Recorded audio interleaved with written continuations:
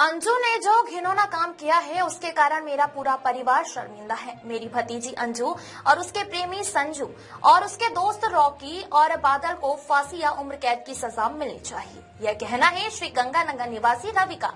30 जनवरी को रावला मंडी थाना क्षेत्र में गांव एक KLM निवासी प्राइवेट टीचर आशीष की उसकी पत्नी ने अपने प्रेमी के साथ मिलकर हत्या कर दी थी। आशीष को अस्पताल में मृत घोषित कर दिया गया।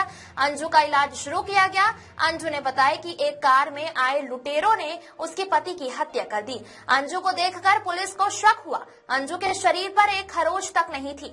इसके बाद पुलिस ने छानबीन शुरू की और इस दौरान पोस्टमार्टम की रिपोर्ट ने शक को और गहरा कर दिया, जिसमें बताया गया था कि आशीष की मौत गला घोटने से हुई थी। मां को 6 दिन बाद भी ये भरोसा नहीं है कि उनका बेटा अब इस दुनिया में नहीं है। वह बार बार अपने बेटे को पुकारते हुए बेसुध हो जाती है। शादी, बहू का स्वागत और फिर बेटे का मर्डर, ये सब याद कर पूरा घर सिहर जाता है। 3 महीने में एक पल के लिए भी बहू ने अपने इरादे जाहिर नहीं होने दिए। आशीष की हत्या के बाद से ही अंजू की मां, उसके चाचा रवि कुमार सहित अंजू के अन्य रिश्तेदार भी आशीष के घर पर ही हैं। रवि ने बताया कि अंजू के पिता मोची जूते सिलने और जूता बनाने का काम करते थे और उसकी मौत 12 साल पहले हो चुकी है।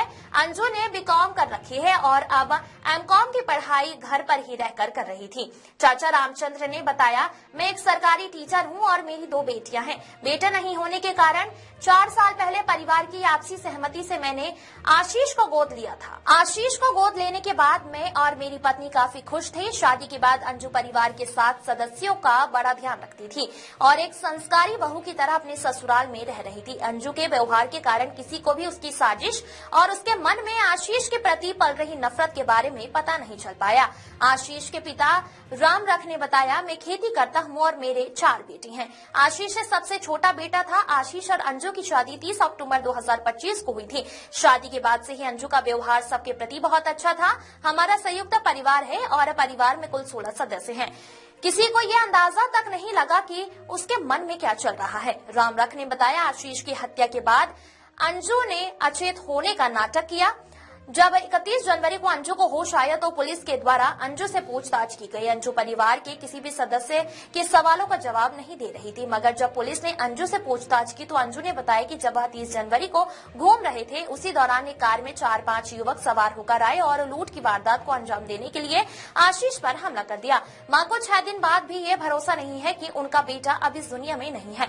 वह आंगन में पलंग पर बेसुध पड़ी है, बार बार अपने बेटे को पुकार रही है।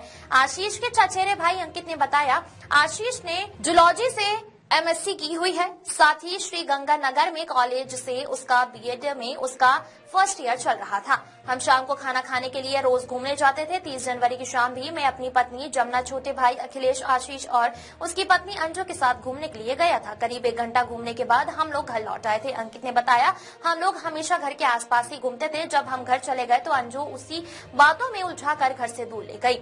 घटनास्थल से महज 50 से 60 मीटर की दूरी पर अंजू का आशीष संजू अपने दोस्त बादल और रॉकी के साथ झाड़ियों में छुपा हुआ था। जब अंजू आशीष को थोड़ी दूर और चलने के लिए कहने लगी तो आशीष ने मना कर दिया। इस पर अंजू ने झाड़ियों में छुपे हुए अपने प्रेमी और उसके दोस्तों को इशारा कर दिया। इशारा मिलने के बाद संजू अपने दोस्तों के साथ बाइक पर सवार होकर घटनास्थल तक पहुंचा और डंडे तथा अन्य हथियारों से आशीष के सिर पर हमला कर दिया।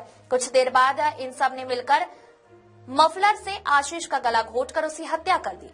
अंजू इतनी शातिर की उसने इस हत्या को लूट का मामला दिखाने के लिए आशीष का मोबाइल और अपने कानों के दोनों झुमके अपने प्रेमी को दे दिए और मौके से भागा दिया।